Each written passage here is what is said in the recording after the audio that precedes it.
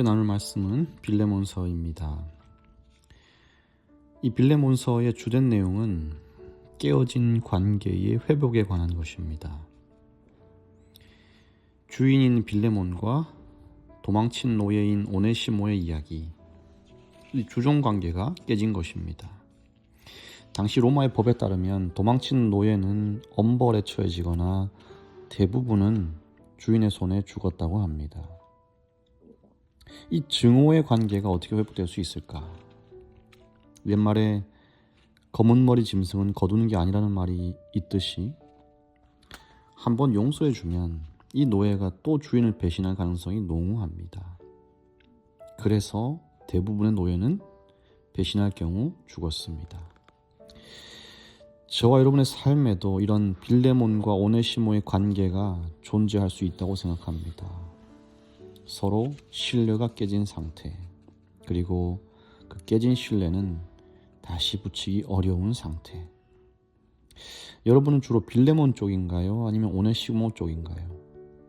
용서를 해줘야 하는 쪽인가요? 용서를 구해야 하는 쪽인가요? 드문 경우긴 하지만 우리 서울영화교회 모든 성도들에게는 큰 의미가 없는 질문인지도 모르겠습니다. 바울은 이 깨진 관계를 법적 처벌이 아닌 그리스도의 사랑에서 그 답을 찾으려고 합니다. 여기 보면 세 가지 단계가 나오는데요. 첫째로 1절부터 9절은 사랑의 간구 단계입니다. 바울은 영적 감화력이 있는 훌륭한 선교사요 사도로서 충분히 이 일에 대해서 빌레몬에게 명령할 권위가 있는 사람이었습니다. 하지마, 용서해줘. 그러나 그렇게 말하지 않고 오히려 사랑의 마음으로 사랑하는 동역자 빌레몬 하면서 그에게 간구를 합니다.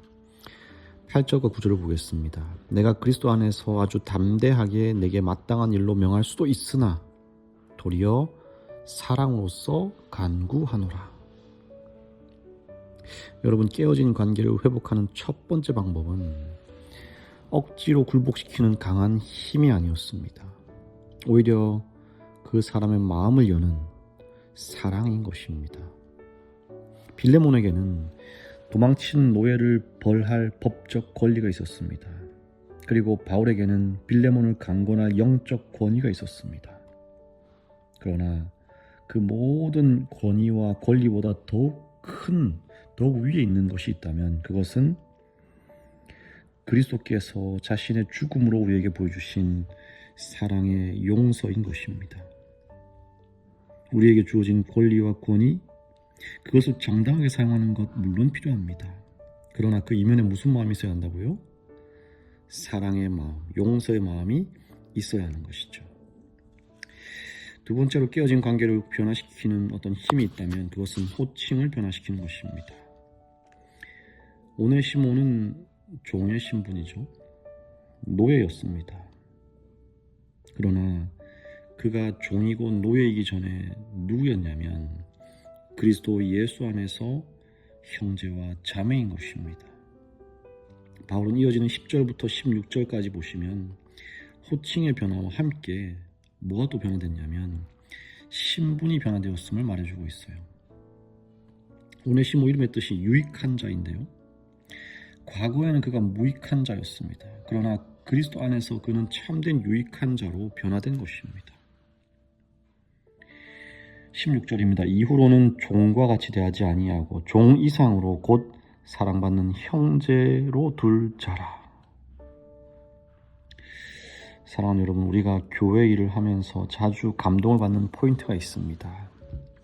그 중에 하나는 사회적으로 뛰어나고 인정받고 영향력 있는 많은 분들이 그리스도의 교회라는 그 이름 안에서, 그 이름 앞에서 서로 형제요 자매로 직분과 나이와 직위 고관을 상관없이 서로 섬기는 것입니다. 겸손하게 주님 앞에 엎드리는 것입니다. 이 모습을 볼 때 교회야말로 계급을 나누고 등수를 나누는 이 세상의 흐름과는 다른 참으로 본이 되고 빛이 되는 모습, 가지고 있는 하나님의 기관임을 우리가 알 수 있는 것입니다. 세 번째 단계는 대속을 실천하는 것입니다. 바울이 18절에 보면 이렇게 얘기합니다. 오네시모가 끼친 금전적 손해를 자신이 대신 갚겠다고. 여러분, 우리가 사랑의 마음으로 간구를 할 수 있고 또 호칭까지 바꿔서 형제 자매라고 부를 수는 있습니다. 그 마음으로 상대방을 용납하고 이해할 수는 있습니다. 그런데 그 사람이 지은 죄의 값을 대신 진다는 것은 전혀 다른 차원의 것입니다. 집도 없고 절도 없는 이 선교사가 맨정신으로 그런 고백을 할 수 없는 것입니다.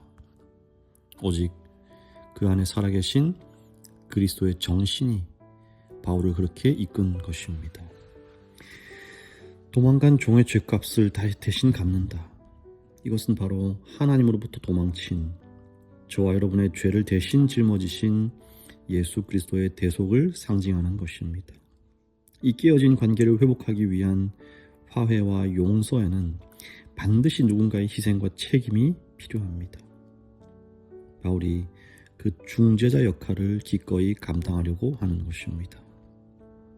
사랑하는 성도 여러분, 이 빌레몬서는 단순히 개인적인 편지로서 기록된 것이 아니죠. 그리스도 십자가의 죽음과 그 복음이 실제 삶의 현장인 우리 인간관계나 사회적 갈등 관계에 있어서 어떻게 작용해야 하는지를 보여주는 참된 본인 것입니다. 우리가 만약 빌레몬의 입장이라면 먼저 나에게 잘못한 사람을 형제로 받아들일 용기가 있는지를 살펴봐야 하고요. 우리가 만약 바울의 입장이라면 갈등 사이에 서서 화해를 위해서 나의 것을 기꺼이 희생할 준비가 되었는지를 살펴봐야 할 것이고, 그리고 우리가 만약 오네시모의 입장이라면 회개하고 다시 주인께 용서를 빌고 은혜를 입어 다시 충성할 수 있는지를 살펴봐야 하는 것입니다. 사도행전 460페이지입니다. 회개할 때 노예는 그리스도의 몸의 한 지체가 되므로 그와 같은 사람은 형제로서 하나님의 축복과 복음의 특권에 있어서 그의 주인과 유업을 함께 누리는 이로서 사랑과 대접을 받아야 하였다. 반면에 종들은 그들의 의무를 수행하되 눈가림만 하여 사람을 기쁘게 하는 자처럼 하지 말고 그리스도의 종들처럼 마음으로 하나님의 뜻을 행하여야 하였다. 그리스도교는 주인과 노예, 왕과 신하, 복음의 목사와 그리스도 안에서 죄를 깨끗하게 하심을 찾은 타락한 죄인 사이에 굳은 연합의 유대를 갖게 한다. 그들은 모두 동일한 피로 씻음을 받았고 동일한 성령의 깨우치심을 받아 그리스도 예수 안에서 하나가 된다. 오늘 이 시간 우리 안에 막힌 담을 허무신 주님의 사랑이 우리 모두의 일상과 관계 속에서 나타나기를 간절히 바라면서 말씀을 드리겠습니다. 사랑이 많으신 하나님, 죄의 종된 우리를 위하여 그리스도 예수로 대신 속죄하시고 이제 너는 자유다, 이제 너는 깨끗하다 말씀해 주신 주님의 자비와 은혜에 참으로 감사를 드립니다. 이제 주님의 은혜를 입은 우리가 주님의 뜻대로 온전히 순종하며 살도록 성령으로 인도하여 주시옵소서. 주님, 이산 어린이를 위하여 기도합니다. 산이가 중학교 생활에 잘 적응할 수 있도록 하시고 많은 친구들과 좋은 관계를 유지하고 면학 분위기 속에서 하나님이 주신 지혜로 우수하게 공부할 수 있도록 복을 더하여 주시옵소서. 예수님의 이름으로 기도합니다. 아멘.